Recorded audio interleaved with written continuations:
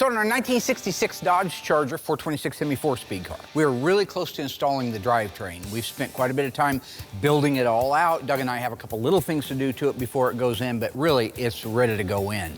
Now this is the car that Will painted the ZZ1 Gold most recently, you saw if you go back through one of the episodes. Gorgeous color, gorgeous car. I have no doubt that it's one of one when you actually break down the colors, the options, the fact that it's 426 Hemi and a 4-speed. I guarantee you that's a one of one. So I am really excited to get this car's drivetrain in it, getting the wheels, tires, blue line tires, by the way, gonna look absolutely awesome. So the last things we got to do on our Hemi now are the fuel filters. This is kind of a unique system. Dougie and I have not done one of these before. It's all new. This 66 Charger is one of the first ones I've ever worked on. And although a lot of the Hemis from 66 to 71 have a lot of similarities, there are also a few minute differences, and it's really nice to have Tony's parts to rely on for technical advice. I actually had to reference Tony's pictures. He's got a lot of pictures of his 66 Satellite. It was like an 8,000-mile Survivor car. So if I didn't have those, I'd be in trouble because I have never done this system. So now here's a great example of not who you know, who I know. So Tony D'Agostino, Tony's Mopar Parts. He had a beautiful Survivor 1966 Hemi Satellite. He sold it recently. This car was as pure as the driven snow. Everything original.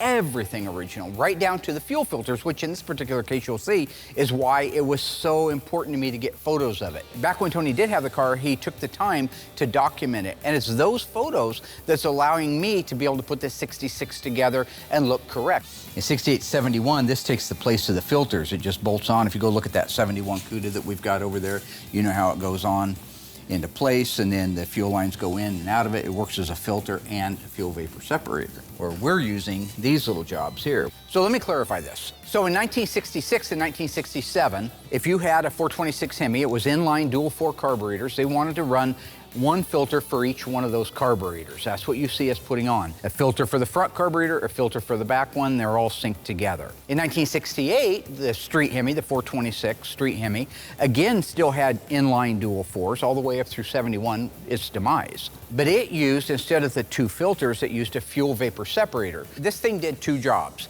It helped a lot with vapor locking, and it doubled as a fuel filter. So all we've got to do is put those in line. Think we can handle that? We can give it a try, can't we? I think we can give it a try, me and my cousin Dougie here.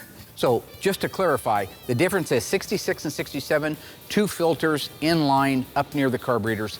68 to 71, fuel vapor separated, bolted to the fuel pump using a line in, a line out, and one back to the tank. Okay. But I'm gonna want the KV showing so we can look like we know what we're doing. And then let me grab a clamp. I'll put this one on to here. You'll have to move it. All right.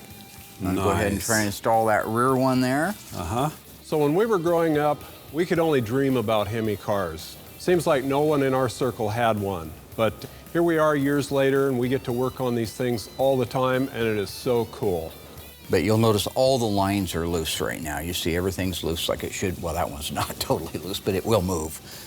Interestingly, on the 6-pack setup, the center carburetor is only 350 CFM. The 2 outboard carburetors are 500 each. So that's a total of 1,350 CFM, more than the Hemi has. Dougie's had a bad time with gasoline and cars over the years, so, well... What, the prices? Well, yeah, he has a problem with those too. I was talking about the time you burned your father-in-law's shed down to the ground. I never burned my father-in-law's shed down. I'm sorry. All my prized motorcycles were in there. So, we had a shop fire when I was a teenager. Some sparks from a fire nearby caught our shop on fire. It was a super hot fire, and our shop burned completely to the ground. How exactly again did that happen? I don't know, somebody was burning garbage outside the shop, I guess, and somehow it followed the vegetation on the ground and torched our shop up. Darn fire, should have known better than to follow those little dry weeds into that shop. Why does it want to go after my dirt bike, huh? Yeah, I know, your TM400 burnt it to the ground. My prized possession, I'm right? sorry, that was sad. So my TM400 engine had melted into a shiny puddle of aluminum on the floor. Why would I do that? I never You did wouldn't that. do that. You're the Why'd best. you accuse me of that? I apologize. I'm going to get you another I filter. forgive you.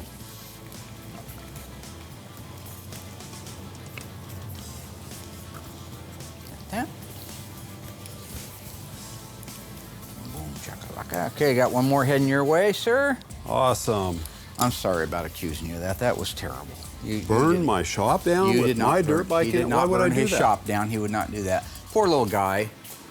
I remember it like it was yesterday. I went over to visit him, and the place had burnt up the day before, and he was sitting in the living room all despondent. Now, this is a true story.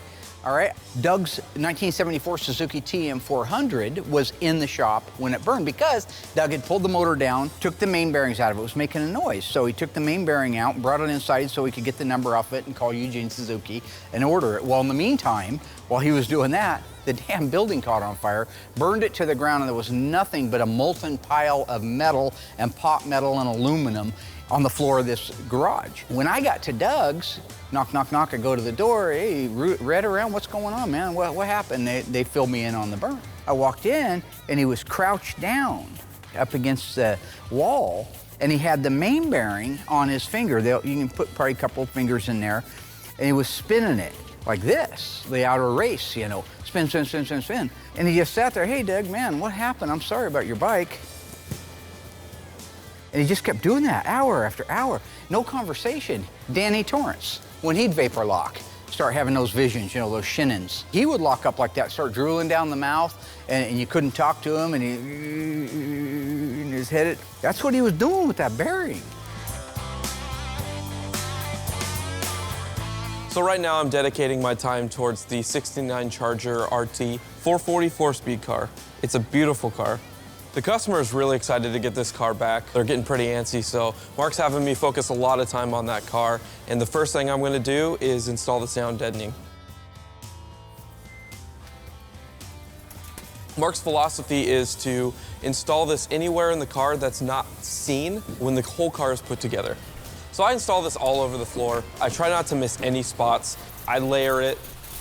I may be a little overkill when I do it, but the more sound deadening you put on, the better it just helps in the long run.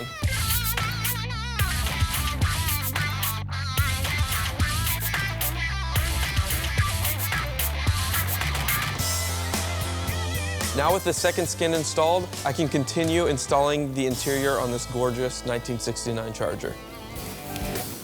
How's that going on? Pretty good. Okay, pretty good. all right, okay, You know, okay. Pretty good. One thing I will say about this design of the dual filters up there near the carburetors, this is a very easy filter to replace. You can see it doesn't take Doug any time to do. Well, if it was in a car, it'd be the exact same thing. Okay, you want to tighten down your fuel lines? Sure, sure. Okay, we're going to tighten down our fuel lines here. It's free, right? And while he's tightening those down, I wanted to talk about this front sway bar. 66 to 69 normal front sway bars do not look like this.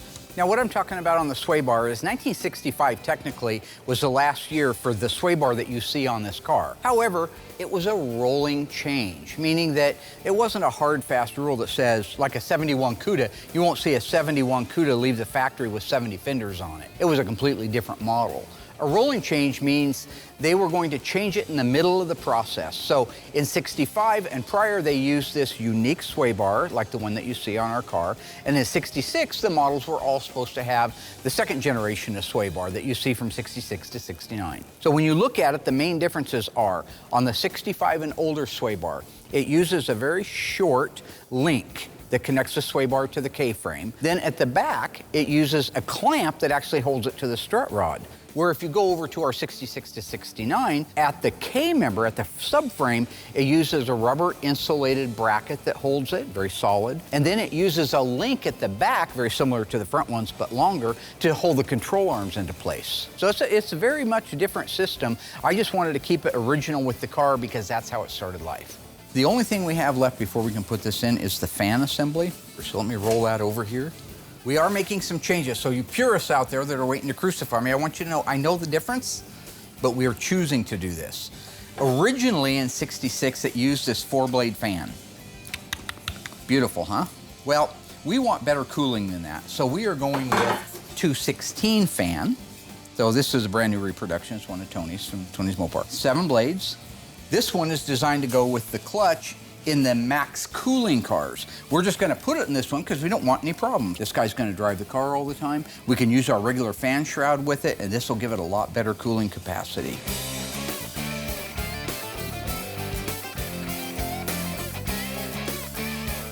Another set of hands? Yeah. Be nice, okay. There I you can go. hold that little baby for you there. Thank you. Sure, these are tough. These are tough little critters. Almost like surgery, isn't it? Yeah, it's almost Getting like this thing surgery. started. It is a little tough. So installing these clutch fans in a car in such tight quarters is such a horrible job. I don't know how they ever did it on the assembly line. I am so happy to be able to build these engines up on an engine stand and put the fan on. It's hard enough on the engine stand. It's horrible in the car. Yeah, Doug used to work at a little pizza parlor called the Golden Spike years ago. It was a fun place, wasn't it? It was. Dougie worked over at a pizza parlor in Eugene. In the evening, it was the greatest thing that ever happened. My cousin Dougie got a job there. Had a lot of fun. They had video games there. Popeye. Popeye. My favorite. Dougie's favorite game was Popeye, the video game. Free beer. Free beer? What? You got free beer?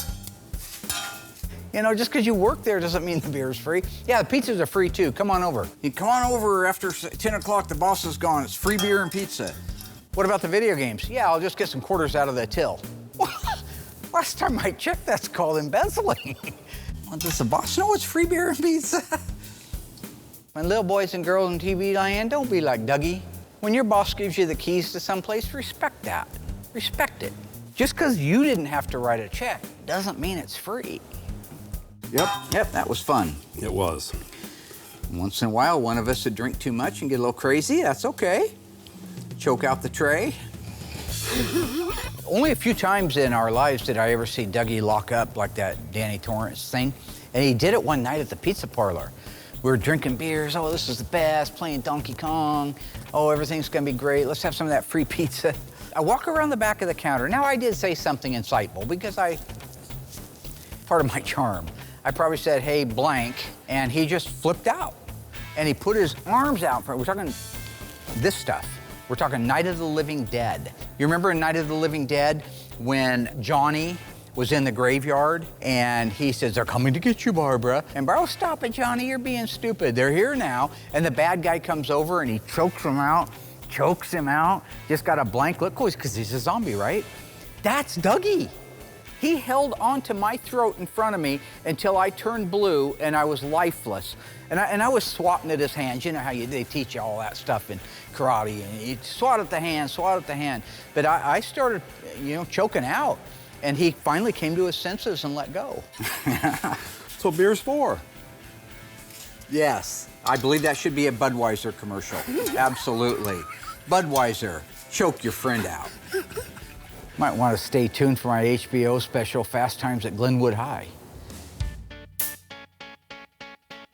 So today I'm going to build out the interior trim panels on the 1969 Charger SE. Before we do that, I'll just kind of point out a couple cool special things, basically just on the 68 to 70 Charger models only. What we got right here is the upper door trim pads, which are really cool. They got kind of this like recessed style line that goes down it. When you're talking about the interior on the 6870 Charger, that's a pretty rich interior. Not all of them had this, but this particular car did. My 70 Charger burnt orange car did. It's an upper door pad. Instead of just having the bare metal that you see on a Roadrunner and many of the cars like that, this had a full pad up there. It has the medallion. They're very proud of it being a Dodge Charger. It has a provision in it for the rear view mirror adjuster. When you add that with the stainless steel retainer, the lower trim panel, you put on the armrest and the chrome base and the chrome handle. That is a really rich interior. The cat whisker, it slides right under, so on these ones, it's not attached to the pad itself.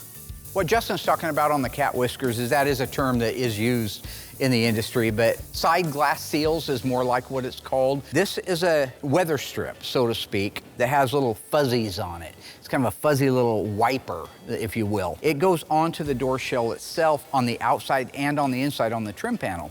What it does is it sandwiches the glass. So when you roll that door glass down, it kind of squeegees it and cleans it on its way down, roll it back up. So if you've ever had one of those cars on a rainy day or a foggy day, you can roll that thing down and back up again, and it kind of squeegees it off. So one of the first things that I install is the upper retaining strip for the lower trim panel.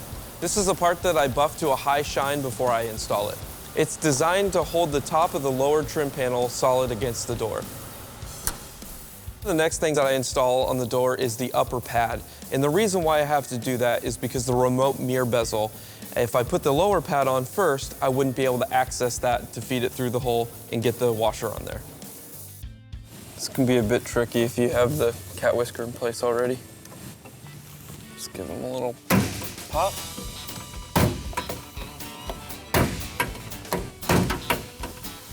There we go. The access for this hole for the remote mirror bezel is in the door shell itself. Get the retainer on that. Just rotate it where it needs to be. Right there. Feel it catch. Makes it real nice to be able to tighten this down. Everything's working good. Oh, I gotta put the air cleaner on. Oh, look at this. I love this. They call this a chrome dome. You know who else they call chrome dome? Royal looked like this when we were 8. You remember? No. Yeah, 8 years old. We come running down there, got a big old shiny spot on his head. I said, I think you're going bald. Now, the chrome dome air cleaner, the reason that's called the chrome dome is it goes on the very top of the engine. It covers both dual forks. It covers most of the engine, really. So I guess it got nicknamed the chrome dome. Now, I did that for Royal because Royal's bald as an eagle and his head's chrome and it shines like chrome. All right, but in this particular case, I think it's more of a nickname. It was just the chrome air cleaner. 66 to 69 non-cold air induction cars got the chrome dome. But let's say you had a 69 Roadrunner, like our 69 Hemi Roadrunner was. All 426 Hemi Roadrunners are air grabbers, so it has the oval-shaped air cleaner. Now, in 1970, you didn't have to have cold air induction to get the oval-shaped air cleaner. If you go to our burnt orange 1970 Charger RT Hemi 4-speed 1-56 made and look at that engine, you'll see it's oval, but they never made a cold air induction Charger. Royal had rage issues, man. No. Yes. He cut up my motorcycle seat. Oh, wait, no, that was me. That was you? Look at how this just tops out. This is the cherry on the cake, isn't it? Got to put the little filter thing here at the front. 12 o'clock. If you look at my original photos, you'll see that's exactly where that is located. All right. Ding, da, da, ding, da, ding, da, ding, da, ding. Beautimus, Lone Maximus. Another neat little thing to point out here is you see on the chrome dome air cleaner that there is a nipple coming off of it that in 1967 would have gone over to the breather. But if you look at the breather on this engine, there is no nipple provision for that hose. But yet the nipple is actually on the air cleaner. All that got from the factory is a cap on it. That was something they knew they were going to do the following year, but wasn't implemented yet in '66. So if you look at those pictures of Tony's 1966 Survivor satellite, you'll see all they did was a little cap over it with a clamp. Well, Dougie, who would have ever thought we'd be working on old hemispherical engines? Yeah, we dreamed about them our whole life, right? We did. I'm surprised your dad didn't buy you one. Usually whatever Dougie wanted, Dougie got. That was the way it was. That's Mark's story. Well, also has a lot to do with history. Facts. Only guy in the world that had his bicycle stolen and was rewarded for it by getting a brand new black and white 10-inch television. He also talks about how I get a television set for my 10th birthday as a reward for my bicycle being stolen. No, not even. I think there was years difference between those two. Really? Yeah, sure there was. You're making it all up. I don't believe a word of it. Oh, I remember this really well, okay? So, Dougie's daddy gave him a Stingray bicycle from Sears. It was cool. Had the long forks on it, little Springer shocks in the front, had a 3-speed shifter up here, had the drag slick. I mean, it was a cool bike. But Dougie didn't care because he had things given to him, right? So he leaves it out at the Big M shopping center and somebody steals it. So he goes running home after he comes out of there with whatever money his dad gave him to go in there and buy things with. He comes out to discover that the bicycle is gone. He goes running up the hill to his dad. Dad, somebody stole my bike. Easy, son, easy, easy. We'll make it right. Takes him right over to Sears and buys him the state-of-the-art 10-inch black and white TV for his bedroom. That was later on. I got a 10-inch portable black and white TV set for my 10th birthday. Yeah, I remember the ad for it. It was a full-page ad. I wanted it. It was beautiful. After that, every time I went over to Doug's house, he was holed up in his room watching Creature Feature on his little thing. You want to come out and play? No, I'm watching Creature Feature. Well, I don't get to watch Creature Feature, okay? I get to watch a dead dad. What? Oh, here's something while he's working on that. See that little drain plug right there? 1968 was the last year that plug. In 69, this is just a machined off area. They don't use the drain plug. You had to take the cover off to be able to drain it out. 11-inch heavy-duty drums. Nice. Very nice. I like them. Date-coded original 18-spline 4-speed. Everything that you see on this drivetrain is original to the car, except that, as Tony would say, we took the liberty. There's another liberty I took, a couple really. Another liberty we took with the car. Here we go again with another liberty I took. Of changing out the flywheel starter and bell housing. Originally it's an 11-inch cast iron bell housing, 11-inch flywheel, and it used a gear reduction starter. All the 4-speed cars did. This particular case, those are hard parts to find. You pay way too much money for them, and really the starter isn't that dependable like the later ones are. So we changed it over to the 70 style that uses a 10.5-inch bell housing, flywheel, and a normal starter. We're going to move this outside and get ready to install it in our 1966 Charger.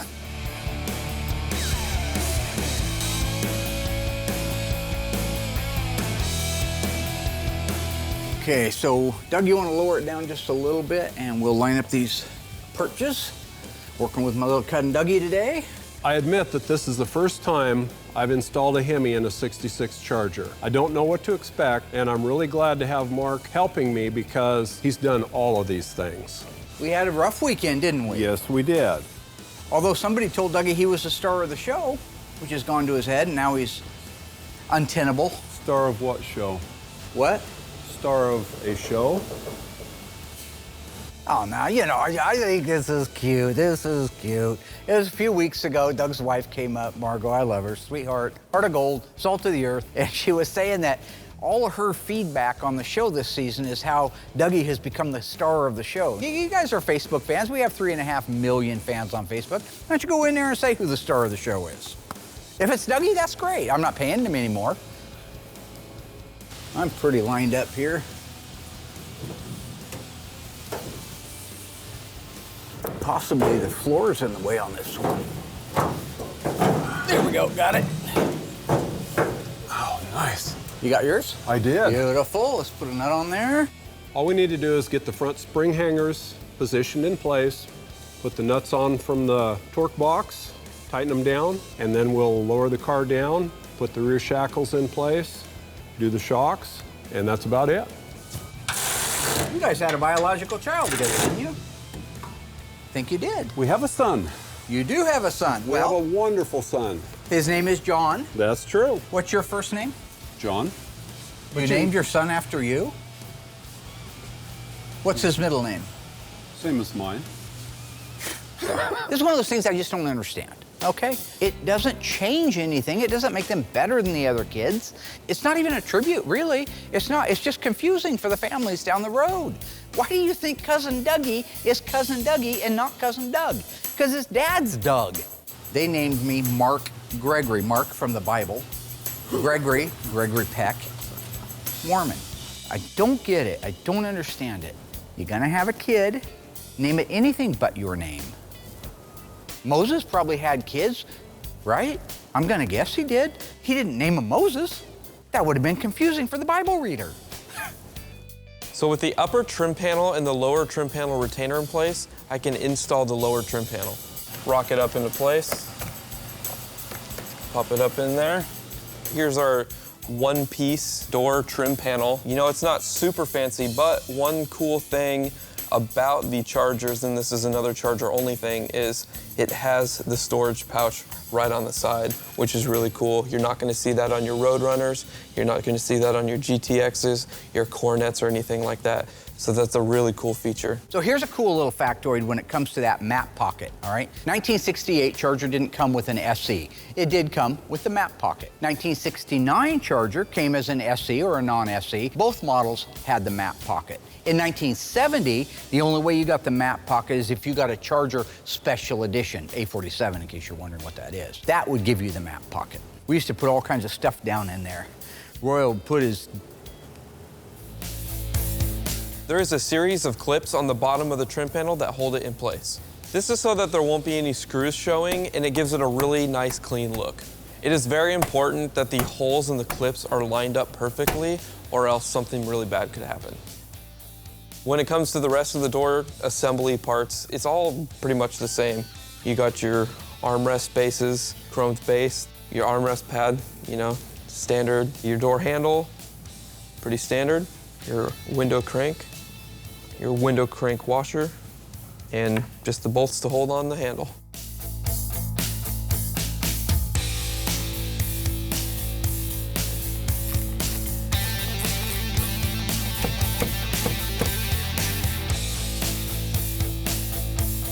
So it's really important that you clock these window crank handles in the right position. On the left side of the car, it's going to be at your 5 o'clock, and on the right side of the car, it's just a mirror image, and it's going to be at your 7 o'clock position.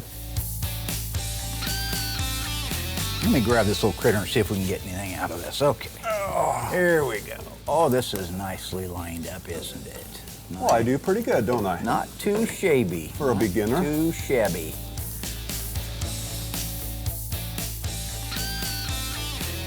Okay, so right now we have the leaf spring purchase at the front, the hangers, if you will, in place, and he's doing the shackles at the back. After that, we'll raise it up, get the engine out from underneath it, because this is going to be going in next, but we're going to do that one a little bit differently. We're going to use the forklift. These things are so tight in there, we need the articulation. Can I use that word? Sure. The articulation of a forklift, because you got to tip it forward and backward and side to side. So that's how we're going to install it, but first we'll put our shocks on. That'll wrap up the rear end. We'll move to the front. That's my little cousin Dougie down there. Articulation. Articulation, that's Can right. I keep saying that? If you need to. Articulation. Articulation. It's going to be a long night, convict. It's going to be a long week. Mark says I have a hard time staying focused. You gotta try spending a day with Mark. Raise the car up. Raise the car up. Raise Tell the you car guys up. about that friend of mine that had a wonky eye. 1 minute with him, he's talking about one thing, and then 5 seconds later, he's on to something else. You take his glasses off. But can you tell if I'm looking at you or looking at Dougie? I'm looking at the camera and looking at Dougie? No. Then he put them back on, and they just go back to perfect. Is that weird? It's nonstop mental leapfrog. So what you see Doug doing right now is he's raising up the right-hand side leaf spring. The reason we don't do both sides at the same time is this is a Hemi suspension, and that means it has 7 leaf springs on the right-hand side, 6 on the left-hand side. That's heavy-duty stuff. That keeps it from having what they call axle wrap. However, that's a very stiff leaf spring package. So if you were to put a pogo stick underneath the center of the differential and try to raise both sides up, which is about 3 inches to be able to put the shock on, you just push the car off the lift. But if you go over and do one side at a time, if you raise that area right underneath the leaf spring on just the right side, it will go up. It will articulate up into the opening. You can put the shock on it, let it down, go do the other side. That's all we're talking about with that. So now I move on to the quarter trim panels. The quarter interior trim is very similar to the doors. I start with the upper retainer for the lower pad. It's just like the one on the door, but much shorter. The galvanized part that you see above the retainer is something that I put on earlier. It's the bracket for the upper pad, and without it, the pad would have nothing to adhere to. So if you're putting together a basket case charger, don't forget that piece. All right, these ones are a little tricky. You gotta kind of pop it in place, roll it around. So just like the door, the next thing that I put on is the upper trim panel. There we go.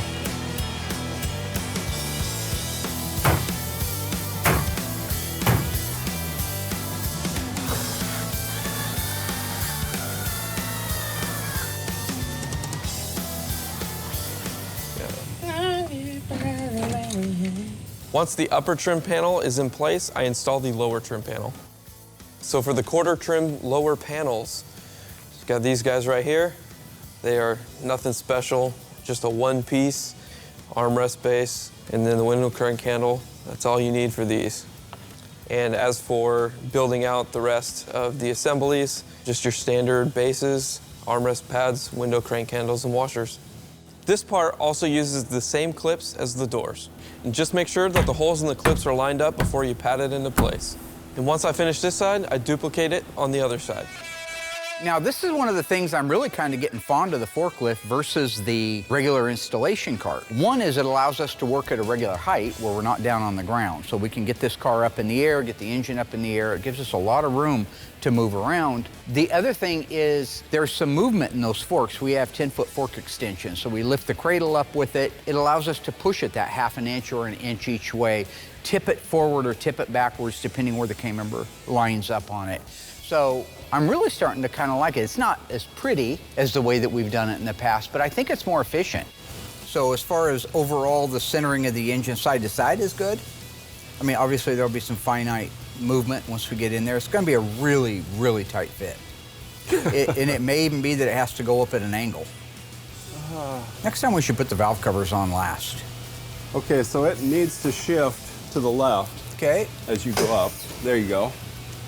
Okay, let's raise her up. This is interesting. About halfway through this install, I got to thinking, this car doesn't have power steering. It's always trying to get the power steering style K-member with the 426 Hemi up into position that is so challenging. Go back and watch the misery of that 1969 Plymouth Roadrunner, the 426 Hemi automatic 1-of-1 turquoise Q5 car. It was a nightmare getting that into place. Now, part of it was when I was trying to push the actual rack back, I was holding the rack while I was trying to push it away from me, which makes me a complete idiot. But even if it wasn't that fact, it was very difficult to get that drivetrain in place. Up a little more. Ooh, what was that noise? Well, I don't know. I don't either. I'm not down there. That's tight. You got 1/4 of an inch on that side. Even without the power steering gear, take a look from the top down as they're showing that. Watch that engine coming up into the cavity real slow. You'll see that those valve covers only have a few thousandths between the valve cover and the shock tower. That's how close they are. That's why Doug and I were saying earlier, maybe next time we'll leave the valve covers off, put it in, and then put the valve covers on later. There isn't much wiggle room on that. Okay, let's raise her a little more. Okay. These engines are so tight, you almost have to wiggle them into place. Okay, we need to come in 2 inches. Is this side sway bar hitting or no? No. You sure? Yeah. Okay. There. So with the trim panels in place, I can install the back seats. These are new covers from Classic Industries. They're exact replicas of the originals. Now, the back seats are all vinyl, but since this is an SERT special edition, the front seats will have leather inserts, and I'll show you when we get to them. The window cranks clock just like the doors.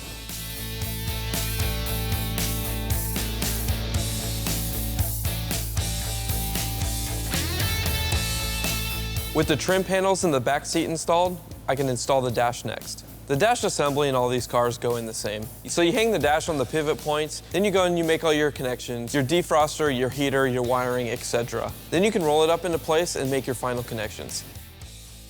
Now that I have the dash installed, I was able to install the steering column, and boom, we got a charger again.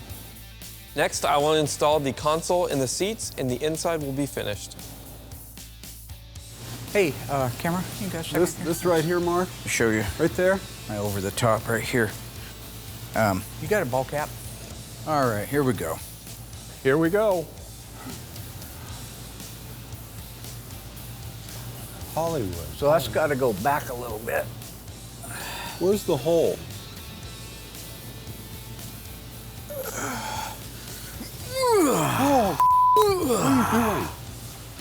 Perfect. Well, you know, everybody knows I love the old movies. I don't know how much of it's fantasy and how much of it's real, right? If Will can put a magic hat on and all of a sudden lay out a paint job that he normally couldn't do, why couldn't Sylvester Stallone turn his hat around and get power out of it?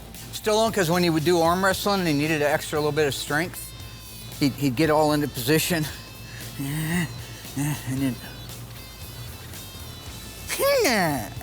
He needs to watch some newer movies. I wonder if he's seen Bad Santa 2. And put my hat back on in case I need that strength again. No, I don't think it's necessary that I need to watch newer movies. What, so I can quote them too? Maybe, just maybe, they should watch the older movies, because you can learn something from the older movies. First off, you can appreciate my brilliant references, like so many of you, thank you, at home do. T-shirts, stuff like that. But also, I've used some of the things that I've seen in these movies as survival tips, all right? What if they get caught in a situation where there's a crazy killer on campus, right? They're at a party and they go to get another beer and Will says to everybody, hey guys, I'll be right back. You don't do that, all right? They made that very clear in the movie Scream. Never say I'll be right back, because you're not gonna be right back. Why do you think Kevin Bacon took a spear up through his chest in Friday the 13th? He had said something clever right before that. Well, actually, I think he made love to that girl and smoked a doobie. But it doesn't matter. You can learn from all this stuff, all right? What you need, guy? I'm trying to figure out how to align this thing. We got Does it have too much pressure on it? No, we got a sway bar in the way here. Makes things more difficult. You need to borrow my hat? If you put it on and you move it around backwards, it's a magical hat. And then you have extra strength and stuff. All right, Tiny? Look at, show little Tiny. My name's Jeffrey. I just don't get this Tiny Dancer thing. Every time he sees me, he's singing this damn song to me. Hold me closely, Tiny Dancer. Count the headlights on the highway. Lay me down in the sheet of linens. I know you've had a long day today. He's even signing my paychecks Tiny Dancer. The banks aren't cashing that. Yeah, whoa, that was like 3 inches. Okay, well, around my house it wasn't. There, right Okay. there. Thank you, boss. Despite all of Mark's craziness, we finally got the K-member bolted in, the transmission cross-member bolted in. Thank goodness.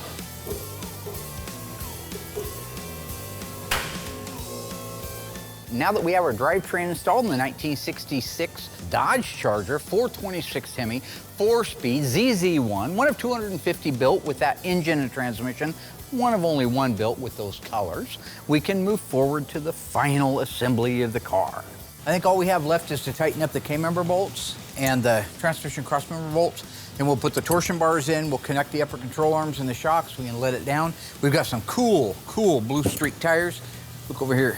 66 Charger got a Blue Streak tire. Is that beautiful? And Yes. it's only a 14, and it gets a full wheel cover on it, what they call the spinners. So I'm looking forward to getting this thing down on the ground and moving it around. Yes. Good job, Rooster. Thank you, Mark. What I do is I take my hat, I turn it around, and it's like a switch that goes on. Lincoln Hawk, over the top. Words of wisdom, Lloyd. Words of wisdom. The Shinnin.